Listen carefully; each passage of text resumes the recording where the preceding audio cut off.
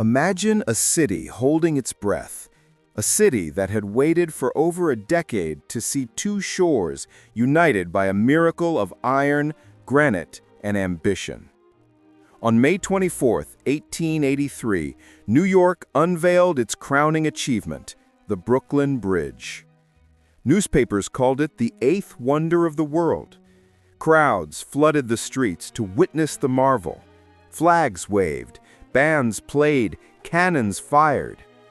Yet only 6 days later, the same bridge that symbolized progress and triumph would become the stage of terror, panic, and death. On May 30th, a simple misunderstanding spiraled into chaos. The proud citizens who once marched across in celebration would now run for their lives, convinced the bridge was collapsing beneath their feet. This is the story of how the Brooklyn Bridge, the icon of modern engineering, trembled not from faulty design, but from human fear. And how that moment of chaos would etch itself into the memory of New York forever.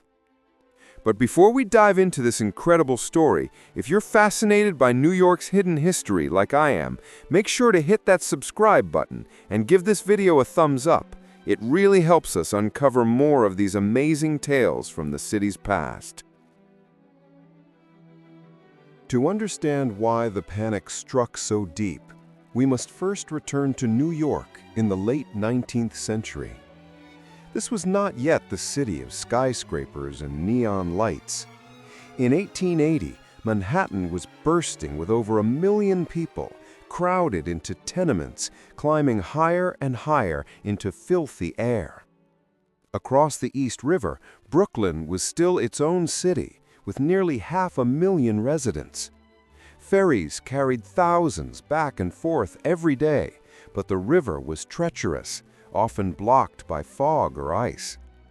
To live in one city and work in the other meant a daily gamble with the elements.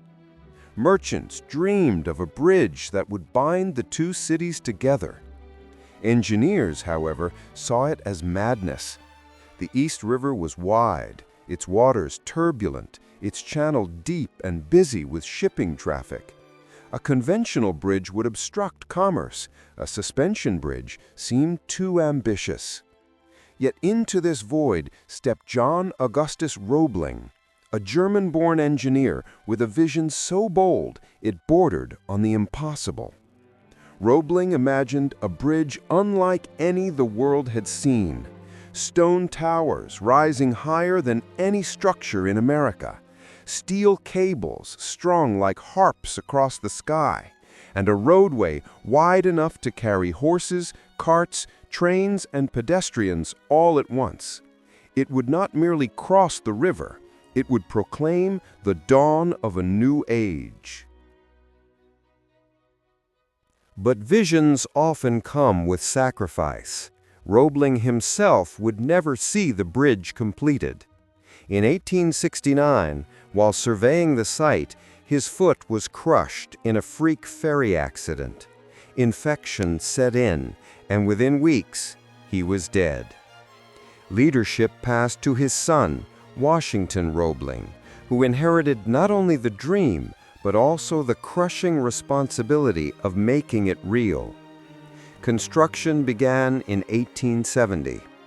To build the foundations, workers descended into massive wooden caissons sunk into the riverbed. There, by gaslight, in stifling air thick with compressed nitrogen, men dug and clawed through mud and rock.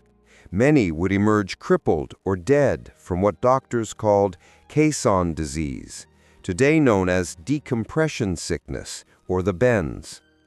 Washington Roebling himself was stricken while inspecting the foundations. He survived, but his health was shattered. Confined to his Brooklyn Heights home, half paralyzed, he would watch the bridge rise through a telescope from his bedroom window. It was left to his wife, Emily Warren Roebling, to become the unlikely face of the project. Intelligent and determined, she learned engineering on the fly, carried instructions to the site, negotiated with contractors, soothed politicians, and reassured workers. Without Emily, the bridge might never have been finished. By the time the towers soared into the sky and the steel cables stretched taut across the river, New Yorkers saw her as the quiet heroine of the project. By the spring of 1883, after 13 years of labor, sacrifice, and over $15 million spent, the Brooklyn Bridge was ready. On May 24th, opening day, the city was transformed into a festival. President Chester A. Arthur and Governor Grover Cleveland led a procession of dignitaries across the span. Emily Roebling herself was the first to cross, carrying a rooster, a symbol of victory. Bands played triumphant marches. Churches rang their bells. Ships on the river blasted their horns. Over 150,000 people walked across that first day, marveling at the dizzying views from 135 feet above the water. Newspapers declared it a triumph of American ingenuity, the physical embodiment of confidence, ambition, and the future. The Brooklyn Bridge was no longer just a structure, it was a monument to progress. But barely a week later, celebration gave way to dread. It was a Wednesday, ordinary at first glance. The sun hung warm over New York, the streets crowded with workers, families, and vendors. Thousands streamed across the bridge, eager to test the marvel for themselves. Many were immigrants, eager to send letters home describing how they had walked across the greatest bridge on earth. At around 4 p.m., near the Brooklyn side of the promenade, a woman tripped on the narrow wooden stairs that connected the upper walkway with the roadway below. She screamed. In the crush of bodies, someone shouted, "The bridge is collapsing!" That was all it took. Fear spread like fire through the crowd. Panic, once ignited, is merciless. People pushed, shoved, clawed their way forward. Women screamed, children were crushed against the railings. Hats and packages tumbled underfoot. Some leapt over benches, others scrambled up railings, desperate to escape what they thought was imminent death. The bridge did not move. Its cables held firm. Its towers stood unshaken. But panic does not require truth, only belief. In the stampede, 12 people were trampled or suffocated, and dozens more were injured. The bridge had not failed, yet for those moments, it felt like the very ground beneath New York's feet was giving way. Why did so many believe collapse was possible? In part because collapse was already a phantom that haunted the age. Earlier, a suspension bridge in Yarmouth, England, had given way under a crowd, killing dozens. Newspapers covered such tragedies with morbid fascination. Ordinary people carried those images in their minds whenever they stepped onto a span of swaying wood and wire. The Brooklyn Bridge itself was an experiment, its scale unprecedented. Few trusted its strength. Many whispered that the towers looked too slender, that the cables looked too fragile. When fear gripped the crowd that day, it simply confirmed their worst suspicions. The panic threatened to undo everything the bridge symbolized. Critics pounced, declaring the bridge unsafe, a death trap. Merchants feared people would refuse to cross. The city had to act quickly. In the days that followed, police increased their presence, patrolling the promenade to maintain order. Newspapers reassured readers with articles about the bridge's design, explaining in detail the strength of its steel cables and granite foundations. Engineers pointed out that it could withstand far more weight than any crowd could impose. Still, trust is fragile. It would take something extraordinary to calm the public's nerves.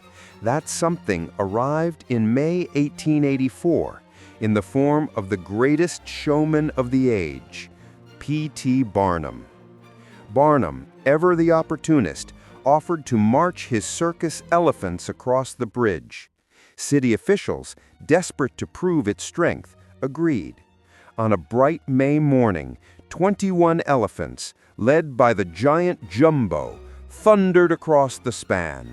Thousands watched, cheering as the bridge held steady under the colossal weight. If the bridge could hold elephants, surely it could hold people. Confidence was restored.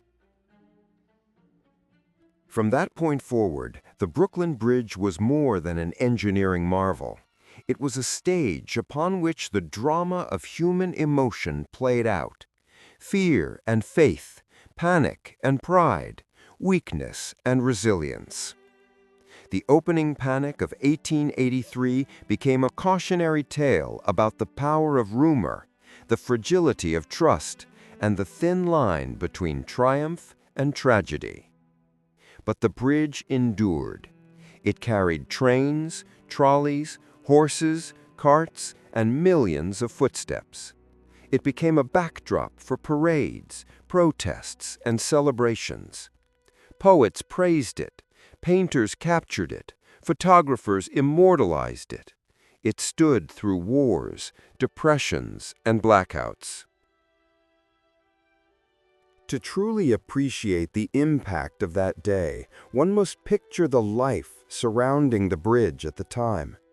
Manhattan was a hive of noise, horses' hooves striking cobblestones, steam engines whistling, newsboys shouting headlines.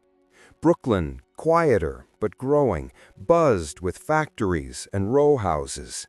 Tenement dwellers crowded narrow alleys, while wealthy merchants built brownstone mansions. The East River was thick with ferries, barges, and tall-masted ships, their sails crowding the horizon. For ordinary people, the bridge was more than stone and steel. It was a lifeline, a promise that their daily struggles might become a little easier, that the future might be brighter. That is why the panic hit so hard. It wasn't just fear of death, but fear that the dream itself was crumbling. What happened on May 30th, 1883, is a reminder of how fragile human psychology can be. The bridge was sound. It never wavered. Yet in the minds of thousands, it was falling. Fear does not wait for evidence. It feeds on whispers, on the sudden shift of bodies, on the shriek of a stranger. Once set loose, it spreads faster than fire, more deadly than any structural weakness. But fear is not the end of the story. Out of the panic came resilience. People returned to the bridge. Merchants continued their trade. Families strolled along the promenade. Engineers studied the event, learning how to manage crowds, how to design not only for strength, but for trust. Today, the Brooklyn Bridge stands as one of the most beloved landmarks in the world. Millions cross it each year, pausing to admire the skyline, the river, the endless motion of the city. Few remember that, in its first week of life, it was nearly undone not by failure of steel, but by failure of faith. The panic of 1883 is rarely told, overshadowed by the grandeur of the bridge's construction and the elegance of its design. Yet it is in that moment of fear that we glimpse the deeper truth. Progress is never smooth. Every leap forward carries with it the risk of doubt, of hesitation, of human frailty. But when the dust clears, when the crowd calms, what remains is the structure itself, solid, enduring, magnificent. The Brooklyn Bridge shook with fear once, not in its towers or cables, but in the hearts of those who crossed it. And yet it endured. It stood then, and it stands now, as a symbol of New York's indomitable spirit, a spirit that bends under pressure, trembles under fear, but never breaks. So the next time you walk its wooden planks, imagine the footsteps of those who once ran in terror, and know that their fear was not the end, but only a chapter in a larger story. A story of resilience, courage, and the unshakable faith that tomorrow will always stand taller than yesterday. If this journey into New York's forgotten past moved you, don't forget to like, comment, and subscribe to Good Old New York so you never miss the stories that built this city.